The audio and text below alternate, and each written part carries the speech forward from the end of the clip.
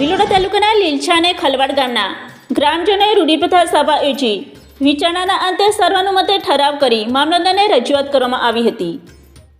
રૂઢિપ્રથા ગ્રામસભામાં લીલછા અને ખલવાડ ગામના ગ્રામજનો દ્વારા સભામાં સર્વાનુમતે ઠરાવ કરવામાં આવ્યો હતો. આ ગામમાં 168 જી પૈકી શામળાજીથી મોહનપુર, માકરોડા, લીલછા, છાપરા, ખલવાડ ઘાટીથી ઈડર બાયપાસ રોડની કામગીરી સરકારશ્રી દ્વારા કરવાની તજવીજ હાથ ધરવામાં આવી છે. પરંતુ શામળાજીથી ઈડર વચ્ચે લીલછા, છાપરા, ખલવાડ ગામ રૂઢિપ્રથા ગ્રામસભાથી ચાલતું ગામ ધરાવતું હોવાથી આ બાબતે ભિલોડા મામલતદાર કચેરી, કલેક્ટર કચેરી મોડાસા, મુખ્યમંત્રી શ્રી ગાંધીનગર ગુજરાતને જાણ કરેલ છે તેમજ સુપ્રીમ કોર્ટના સાથે કરેલ છે. જજમેન્ટ જેવા કે વર્ષ 11 જુલાઈ 1997 સમતા જજમેન્ટ, સુપ્રીમ કોર્ટ 5મી અને 6ઠ્ઠી અનુસૂચિ વિસ્તારમાં કેન્દ્ર સરકાર અને રાજ્ય સરકારની 1 ઇંચ જમીન પણ નથી. તેમજ 18 April 2013 Vedanta judgment, Supreme Court, ન લોકસભા ન વિધાનસભા સબસે બડા ગ્રામ સભા.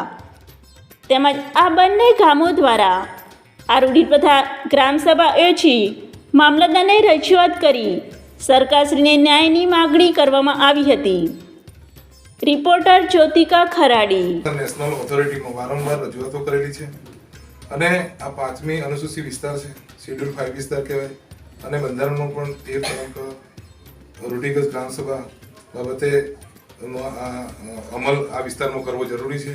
અને સુપ્રીમ કોર્ટની પણ ગાઈડલાઈન છે અને જજમેન્ટો બી ઘણા બધા છે કે ભાઈ આદિવાસીની જમીન હોય ત્યારે ગ્રામસભાની પૂર્વ મંજૂરી સિવાય સરકાર 1 ઇંચ પણ જમીન લઈ શકતી નથી. તેવા સંજોગો પણ હાલની સરકાર દ્વારા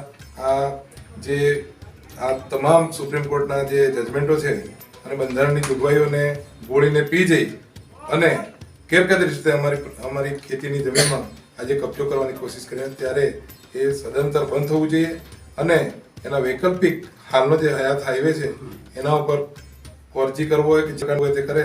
આદિવાસી જમીનમાં રસ્તો ની જે માપણી થઈ રહી છે હાલમાં બંધ કરાવે એ માટે અમે રજૂઆત કરવા માટે આવ્યા છીએ અને સરકારશ્રીનો આપ અમારો સંદેશો અમારો વાચા પહોંચાડશો અને ઓવરબ્રિજ બનાવવો જોઈએ.